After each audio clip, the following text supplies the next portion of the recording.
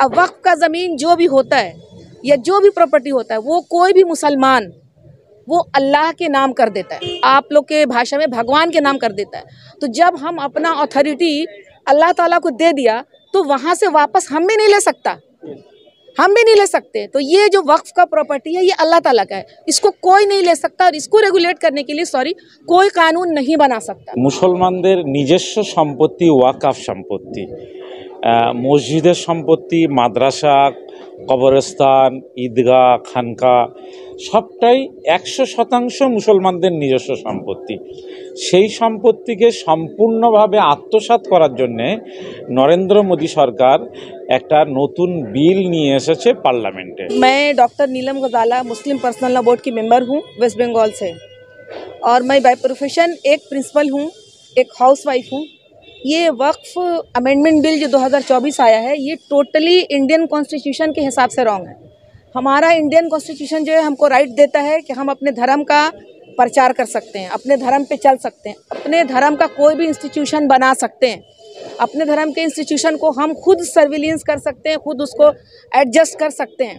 लेकिन अभी जो बिल आ रहा है उसमें ये हो रहा है कि मुसलमान को छोड़ के अदर कम्युनिटी का आदमी और सरकार का आदमी उसको हैंडल करेगा।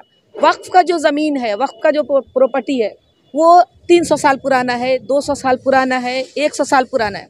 अब वक्फ का ज़मीन जो भी होता है या जो भी प्रॉपर्टी होता है वो कोई भी मुसलमान वो अल्लाह के नाम कर देता है, अल्लाह के नाम कर देता है, मतलब आप लोग के भाषा में भगवान के नाम कर देता है।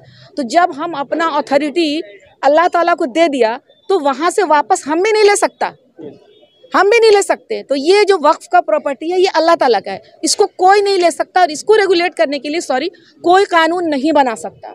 और ये जो कानून बन रहा है ये कानून जो है इंडियन कॉन्स्टिट्यूशन के ख़िलाफ़ है।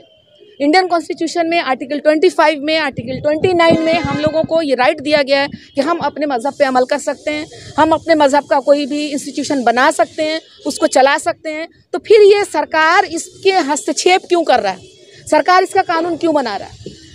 वक्फ बिल जो है अमेंडमेंट हुआ था 2013 में, वक्फ बिल में अमेंडमेंट हुआ था जो कि बहुत ही अच्छा था। 2013 में वक्फ बिल का अमेंडमेंट हुआ था और 2014 से ये एनडीए की गवर्नमेंट आ गई है और 2014 से लेकर 10 साल तक ये लोग सोचते रहे और जितना भी इनका क्लॉज है वो सब इंडियन कॉन्स्टिट्यूशन के खिलाफ है। मतलब इंडियन कॉन्स्टिट्यूशन इस बात का इजाज़त ही नहीं देता कि किसी भी धर्म का, किसी मंदिर का, किसी मस्जिद का, किसी गुरुद्वारा का, किसी जैन धर्म के मस्जिद का, उनके ट्रस्ट में आप घुसिए, उनके प्रॉपर्टी को आप हैंडल करिए, उनके प्रॉपर्टी का जिम्मेदार आप किसी कलेक्टर को बना दीजिए। कैसे बना सकते हैं? ये तो इंडियन कॉन्स्टिट्यूशन के खिलाफ है। इसलिए हम लोग ये नहीं सुनेंगे कि इसका पार्ट 1, पार्ट 2, पार्ट 3, पार्ट 4 को चेंज किया जाए। हम लोग totally all India Muslim personal law board की तरफ से, अब पूरे हिंदुस्तान की तरफ से हम लोग वक्फ अमेंडमेंट बिल 2024 को रिजेक्ट करते हैं और ये सरकार को हमारी बात को मानना चाहिए। हम लोगों को भारतवर्ष से उतना ही प्रेम है जितना हमारे पूरे भारतवासी को प्रेम है। तो अगर हम लोग भी खुश रहेंगे तो हमारा भारत भी तरक्की करेगा, हमारे भारत का भी डेवलपमेंट होगा। इस तरह से हमारे पर्सनल राइट में, हमारे ह्यूमन राइट में, हमारे बेसिक राइट में हस्तक्षेप करने से कुछ नहीं हो सकता। सरकार को हमारी ये बात मानना चाहिए और इस बिल को रिजेक्ट करना चाहिए, इस बिल को वापस ले लेना चाहिए। Thank you. केंद्रेर नरेंद्र मोदी सरकार मुसलमानদের নিজস্ব সম্পত্তি ওয়াকফ সম্পত্তি, মসজিদের সম্পত্তি, মাদ্রাসা, কবরস্থান, ঈদগাহ, খানকা সবটাই 100% মুসলমানদের নিজস্ব সম্পত্তি।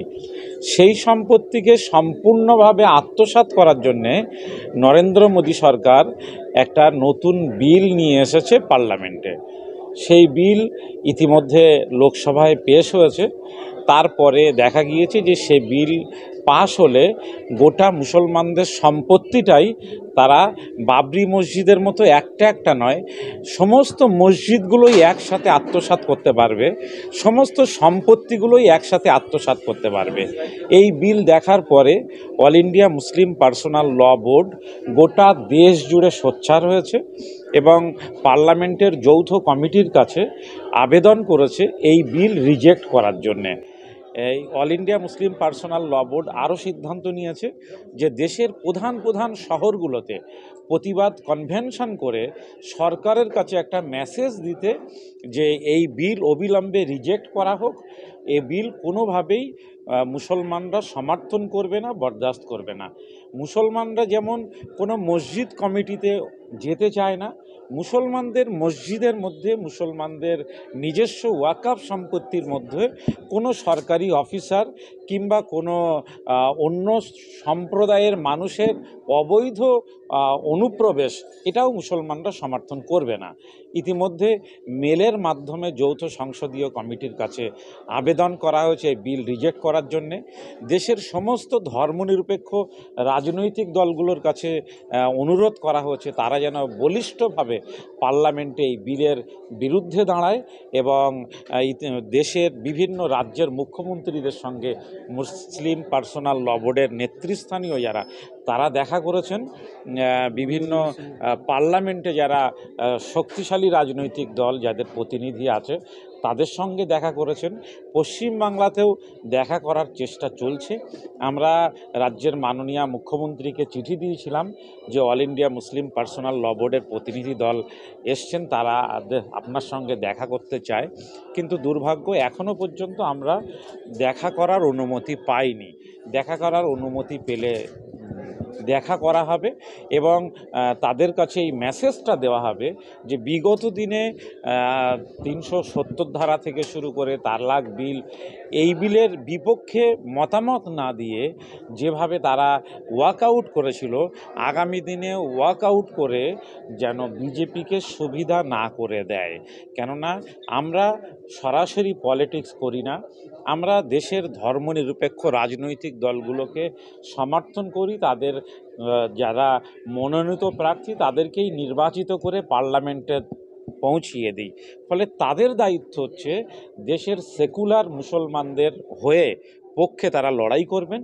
মুসলমানদের মসজিদ, মাদ্রাসা, খানকা সমস্ত সম্পত্তিকে সুরক্ষার জন্যে যে পদক্ষেপ নেওয়া দরকার সেগুলো দেশের শুধু তৃণমূল নয়, মমতা ব্যানার্জি থেকে শুরু করে দেশের সমস্ত ধর্মনিরপেক্ষ রাজনৈতিক দলগুলোকে সেই বলিষ্ঠ ভূমিকা নিতে হবে।